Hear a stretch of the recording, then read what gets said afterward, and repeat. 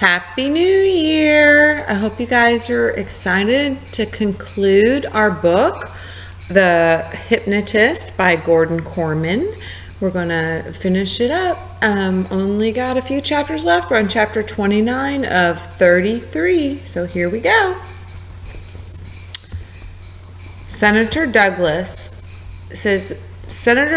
press conference was scheduled for 9 o'clock that night. It was very big news, since his enormous win in New York State gave him more than enough delegates to clinch the Democratic presidential nomination. All TV stations were covering his speech live. The street in front of the Hotel Galaxy was parking a lot of network news trucks. Reporters spoke into microphones, setting up the mammoth event.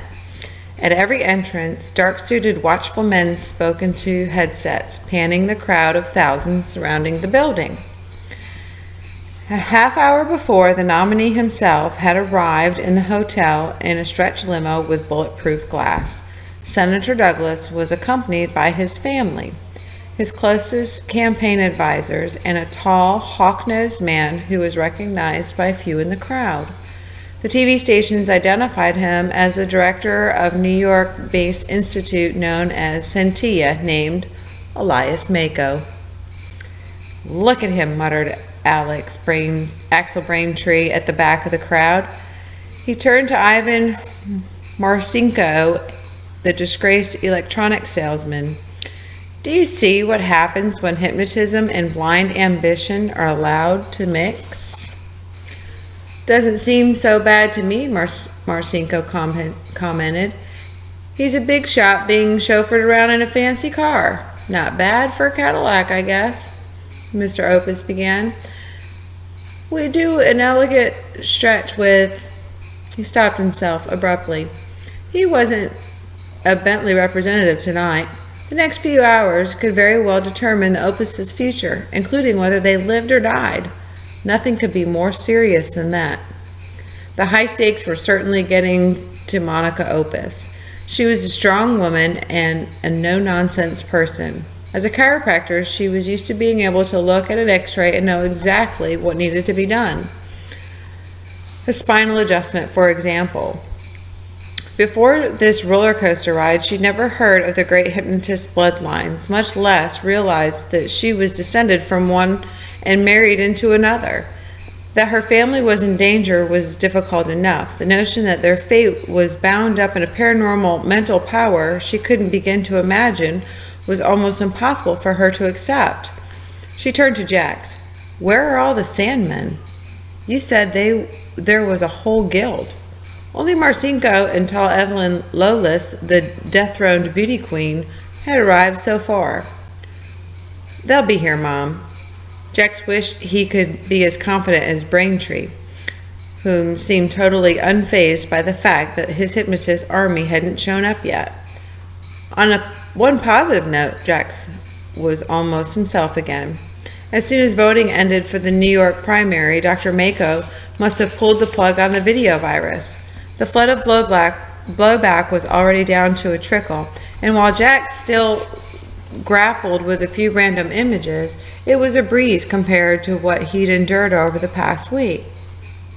In a couple of days, the self-erasing virus would likely disappear from the internet, and he would be back to normal, if there's such a thing as normal for me after tonight. But all things considered, he felt pretty good. Actually, what he really felt was hungry. With the headaches and the nausea gone, his appetite was coming back with a vengeance. Too bad they're not holding this press conference in a steakhouse. Jax checked his phone. There was a text from Tommy. "Where are you, man? The hospital says you ran out on the bill. What gives?"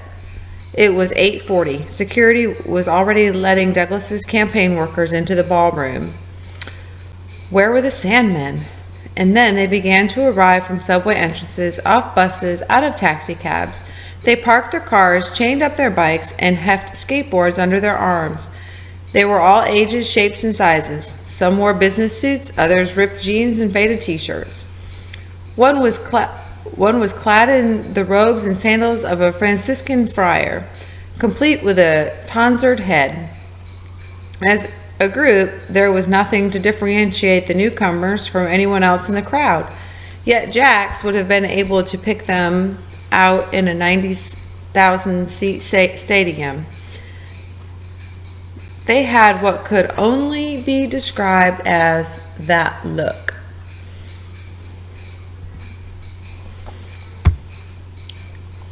It was a mixture of confidence and secrecy, with just a death of daredevil Maycare, or maybe it was the fact that they studiously avoided looking anyone straight in the eye. The throng undulated around them as they converged on Axel Braintree. How many were there? At first, Jax counted a dozen, but no, they kept coming. Mr. and Mrs. Opus watched as the odd assortment of characters reported in. There must have been at least 30 of them. Soon, Braintree stood at the center of a motley collection of individuals waiting for his instructions. These are the hypnotists we're depending on to save us, Mrs. Opus hissed. They're straight out of the cantina scene in Star Wars. You should have seen my parents' wedding album, her husband told her. You never showed it to me. He was triumphant. Exactly. With a pleased expression, Braintree briefed his troops on the operation to rescue American democracy. How about this turnout? He boasted. If you'd show this kind of effort coming to meetings, we'd have a lot more satisfied parole officers in this city. There was a half-annoyed, half-ashamed murmur from the Sandmen, and a few of them looked at their watches, so Braintree soldiered on. Security will be very tight. Don't be overconfident. This is the Secret Service. If you've ever hypnotized through sunglasses before, it can be tricky, since you can't be sure the subject is looking at you. And remember, just because you've bent one agent doesn't mean his partner won't come after you. The goal is to get Jax close enough to hypnotize Trey Douglas before he makes his acceptance speech. The old man continued. But obviously, and if you who gets a crack at the senator should take it, keep the suggestion simple. I'm happy to get the nomination, thanks but no thanks. I'm dropping out of the race. Don't get fancy. Mako's had his hooks in this guy for years, so who knows what mesmeric safeguards could be built in. I also want 2 Sandmen on Ashton and Monica. Sandpersons? Lolis interrupted the guild president. Thanks, Evelyn. That'll be your job. Yours and yes, Ivan's. Mako can't know they're here. He's already tried to hurt them once. The doors opened and security began to usher the spectators inside, passing each one through a metal detector.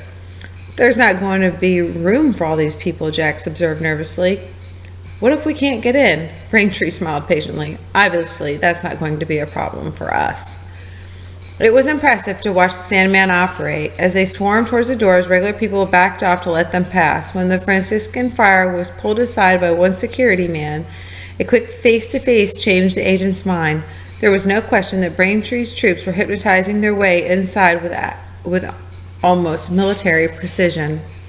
As Jack stepped through the metal detector, he became aware that 4 Sandmen were surrounding him, clearing his path to the ballroom. The lobby was an atrium, soaring 14 stories high, framed by stripes and mezzanines and 3 sides, and over the magnificent entrance, acres of diaphanous gold drapery covering, but not obscuring a wall of windows. He looked around, trying to catch a glimpse of his parents. He couldn't see them, and hoped this was because Lolis and Marcinko were keeping them safely back and out of sight. His momentum carried him through the magnificent French doors and into the ballroom, where a jubilant crowd was celebrating the New York primary victory that had clinched the nomination for their man. Trey Douglas signs were everywhere, splashed across the walls, and waved and carried by supporters. Jax craned his neck, peering overheads. Placards, flashing cameras, and microphones. The stage was warped with red, white, and blue bunting. It was empty at the moment, but chairs had been set up flanking a podium complete with a teleprompter. As they approached the front, the crowd grew louder and more raucous, tightening in density. As everyone pushed forward, progress became more difficult, and Jax's escorts began hypnotizing audience members to step aside. Jax couldn't help noticing Sandman William Durbin removing a fat wallet from an onlooker's breast pocket as he advanced Jax another space. He was about to say something when he realized that the crisis of the moment far outweighed a single case of minor thievery. A few feet ahead, a woman's gold bracelet disappeared under the friar's rough brown robes. Okay, several cases of thievery. Some of them not so minor. Braintree was also watching from near the back, frowning his disapproval. The old man had been right, Jax reflected. The Sandmen needed all the meetings they could get to. There was a roar of excitement at the platform party. There was a roar of excitement as the platform party filed onto the stage and took their seats. Jax ducked his head behind Durbin's broad shoulders. There was Mako, right in the middle of everything. But where was Trey Douglas? Surely the nominee to be wasn't planning to sit out in his own victory celebration. Durbin read his mind. The big cheese never comes out to the last minute. Haven't you ever heard of a grand entrance? He took advantage of the crowd's distraction to help himself to another wallet. Cut it out, Jax breathed. Shamefaced, the Sandman slipped the billfold back into the satchel it had come from. Durbin was right about the program. The order of business seemed to be to rev the spectators up for fever pitch before the man of the hour showed his face. Douglas's campaign manager got the ball rolling before handing over the podium to a couple of government bigwigs who passed the baton to the candidate's wife and his two Stuart sons. By this time, the energy level in the ballroom threatened to blow the roof clean off the building. People were bouncing up and down, cheering, dancing, and waving their arms. What they weren't doing was looking into the eyes of the Sandmen, who were hypnotizing their way to the front, bearing Jax with them. Jax began to panic. Mrs. Douglas was about to introduce her husband. Jax had to be close enough to lock eyes with the nominee before the guy turned his attention to the prompter and began his speech. The Sandman had shifted their strategy from hypnotizing to good old-fashioned pushing. Jax joined the crush, trying to ram his shoulders between two onlookers to open up a pathway. He bounced right off them. Mrs. Douglas' high-pitched voice penetrated the farthest corners of the space. I'm proud to introduce the man I love, the man of all America will soon love, my husband and our next president, Trey Douglas. And there he was, Elias Mako's puppet, Senator Trey Douglas, greeting his supporters with his double white smile and 32 teeth prominently displayed. The crowd erupted into insanity. Confetti fluttered and balloons dropped from the ceiling. A brass band blared out some obscure college football fight song, but nobody could hear it anyway. The din was nothing short of ear-splitting. Unable to move a single inch forward, Jax leaped as high as he could in a futile attempt to capture Douglas's attention. At last he hoisted himself up on the shoulders of two Sandmen. "Senator, over here." It was no use. Douglas was hugging his wife and sons, shaking hands, always looking in the wrong direction. "Senator!" And suddenly the nominee's eyes drifted over to the boy who was above the crowd. Jax's heart surged. This is it. But before he could lock on, a tall, lean body stepped in front of the candidate and glared out over the sea of faces. Mako. Jax dropped back to the floor, rebuffed. The enemy knew he was there and would guard Douglas with his full arsenal of hypnotic tricks. There was no way for Jax to fight back. The Scintilla director was too experienced and too strong. How am I going to bend Douglas now? The taste of defeat was bitter in his mouth. It was over. The candidate was already stepping up to the podium. In another minute, the combined power of every opus and Sparks who'd ever lived wouldn't be enough to reach the guy. His focus would be strictly on the teleprompter.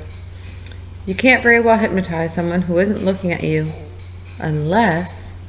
Suddenly Jax was on the go again, not forward, but sideways through the crowd.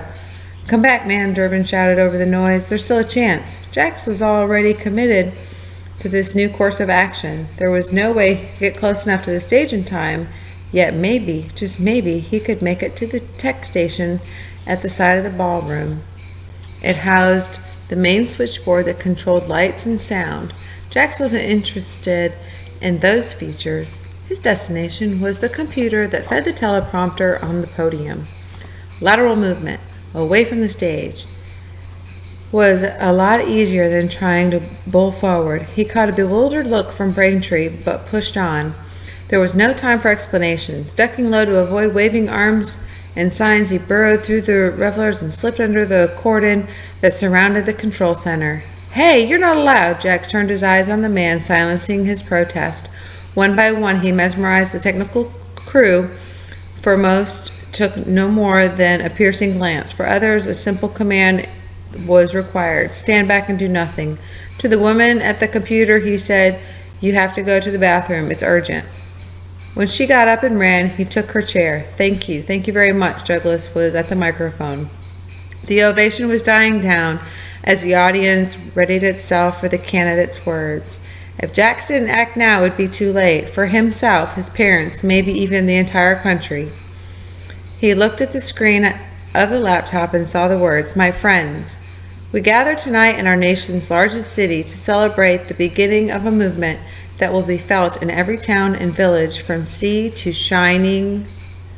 In a flash, Jax realized how the system functioned. Whatever was on the computer would be projected onto the teleprompter in front of the candidate. Right now, it was the nominee's acceptance speech. But not for long.